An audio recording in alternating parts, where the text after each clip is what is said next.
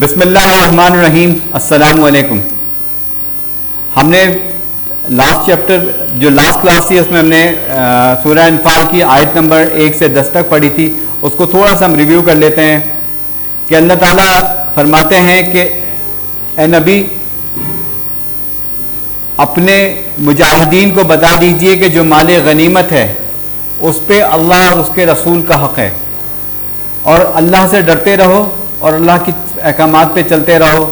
پھر آگے کہتے ہیں کہ مومن کی پہچان بتاتے ہیں. مومن تو وہ ہے جب اس کے سامنے اللہ کی آیت پڑھ کے سنائی جاتی ہے تو اس کا دل ڈر جاتا ہے اور وہ اللہ سے اس کا ایمان بڑھ جاتا ہے اور وہ نماز پڑھتا ہے اور اللہ کے دیے ہوئے مال میں سے خرچ کرتا ہے. پھر آگے دو گروہوں کا ذکر آتا ہے کہ دو گروہوں کو، ایک ابو جہل کا گروہ، ایک ابو سفیان کا گروہ. اللہ وعدہ کرتا ہے مومنوں سے، مسلمانوں سے کہ ایک گروہ پہ ان کو حاوی کر دے گا.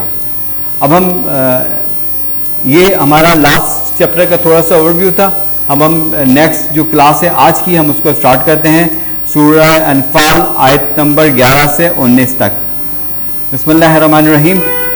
جب اس نے تمہاری تسکین کے لیے اپنی طرف سے تمہیں نیند کی چادر اڑائی اور تم پر آسمان سے پانی برسایا کہ تم کو اس سے نہلا کر پاک کر دے اور شیطانی نجاست سے تم سے دور کر دے، اور اس لیے بھی کہ تمہارے دلوں کو مضبوط کر دے، اس سے تمہارے پاؤں جمائے رکھے.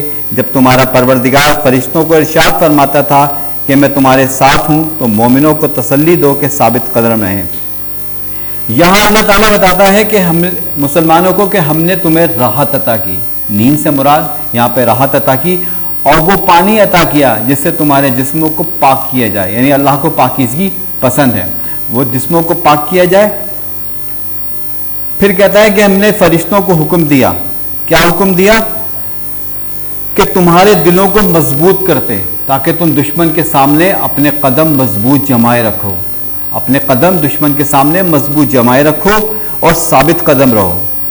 میں ابھی کافروں کے دل میں رعب و مصیبت ڈال دیتا ہوں، تم ان کے سر کو اڑا دو اور ان کا پور مار کر توڑ دو. یہ سزا اس لیے دی گئی ہے کہ انہوں نے اللہ اور اس کے رسول کی مخالفت کی، اور جو شخص اللہ اور اس کے رسول کی مخالفت کرتا ہے تو اللہ بھی سخت عذاب دینے والا ہے. یہاں پہ کیا بتاتے ہیں کہ کہتے ہیں کہ مومنوں سے فرماتے ہیں اللہ پاک کہ ابھی میں کافروں کے دل میں تمہارا رعب ڈالے دیتا ہوں، ہیبت ڈالے دیتا ہوں، تم ان سے لڑو، ان کو شکست دو اور میں تمہاری مدد کروں گا. کیوں ان کو سزا دے گا اللہ پاک؟ کیوں ان کے ساتھ ایسا کرے گا کہ انہوں نے نبی اور کے خلاف اور اللہ کے خلاف گئے، دین کے خلاف گئے. جو نبی اور دین کے خلاف جاتا ہے اللہ پاک اس کو سخت ترین سزائیں عطا دیتے ہیں گے. یہ مزہ تو یہاں چکھو نہ جانے کہ کافروں کے لیے دوزخ کا عذاب بھی تیار ہے. یعنی جہاں تو سزا دے رہا ہے اللہ، دوزخ میں بھی سزا دے گا. اے اہل ایمان، جب میدان جنگ میں کفار سے تمہارا مقابلہ ہو تو ان سے پیٹ نہ پھیرنا، اور جو شخص جنگ کے روز اس صورت کے سوا لڑائی کے لیے کنارے چلے، یعنی حکمت عملی سے دشمن کو مارے یا اپنی فوج میں جا ملنا چاہے، ان سے پیٹ پھیرے، تو سمجھ دو کہ وہ خدا کے غضب میں گرفتار ہوا. اس کا ٹھکانہ دوزخ ہے اور وہ بہت ہی بری جگہ ہے. یہ سورہ انفال کیونکہ غزوہ بدر کے بعد نزول اس کا ہوا تو اس میں زیادہ تر واقعات جو ہیں غزوہ بدر کے ہیں. اللہ تعالیٰ فرماتا ہے کہ ایسے لوگ جب جنگ میں جائیں مسلمان تو وہاں ان سے پیٹ نہ پھیریں کفاروں سے، اور ایسے لوگوں میں شامل نہ ہوں جو پیچھے رہتے ہیں، کنارے رہتے ہیں تاکہ وہ لوگ دشمنوں سے بچ سکیں. اللہ پہ بھروسہ نہیں کرتے تو اللہ پاک کہتا ہے کہ ان کا سخت ترین عذاب ان پہ نازل ہوگا، اور سخت ترین عذاب کے لیے وہ تیار رہیں. کفار کو قتل، تم لوگوں نے ان کفار کو قتل کیا یا اللہ نے انہیں قتل کیا؟ اے محمد، جس وقت تم کنکریاں پھینکیں وہ تم نے نہیں پھینکی بلکہ اللہ نے پھینکی. اس سے یہ غرض تھی کہ مومنوں کو اپنے احسانوں سے اچھی طرح آزما لے. بے شک اللہ سننا جانتا ہے. اللہ پھر اپنا احسان بتاتا ہے. کہ جب کافروں کو قتل کیا گیا کہ تم سمجھتے ہو تم نے کیا؟ نہیں، وہ ہم نے کیا تھا. جو آسمان سے کنکریاں پھینکی گئی تھی وہ ہم نے پھینکی تھی. اللہ فرماتا ہے کہ وہ ہم نے پھینکی تھی. کیوں مدد کی گئی؟ آپ سے پچھلے چیپٹر میں بات کی تھی کہ مدد ان کی جاتی ہے جو اللہ کی راہ میں چلتے ہیں، جو اللہ کی مان کے چلتے ہیں. تو یہ مسلمانوں کی مدد کے ذکر ہے. بے شک اللہ سننا جانتا ہے. اور بات یہ ہے کہ کچھ شک نہیں کہ اللہ کافروں کی تدبیر کو کمزور کر دینے والا ہے.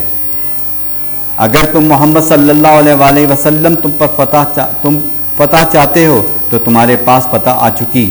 دیکھو اگر تم اپنے افعال سے باز آ جاؤ تو تمہارے حق میں بہتر ہے، اور اگر پھر نافرمانی کرو گے تو ہم پھر بھی تمہیں عذاب کریں گے. اور تمہاری جماعت خواہ کتنی ہی کثیر ہو تمہارے کچھ کام نہ آئے گے، اور خدا تو مومنوں کے ساتھ ہے. پھر اللہ تعالیٰ حضور صلی اللہ علیہ وسلم سے بتانے کہ آپ کو تو فتح آ چکی ہے، آپ فتح یاب ہو چکے ہیں.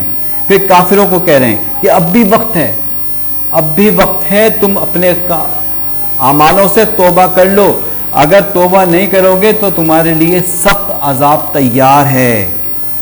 اور تمہاری جماعت چاہے جتنی بڑی ہو، جتنی وسیع کیوں نہ ہو. 313 اور 1000 کا ذکر آپ نے تو پڑھا ہوگا نا. 313 اور 1000. 313 صحابہ نے 1000 کفار کو شکست دی. کس کی مدد سے؟ اللہ کی مدد سے.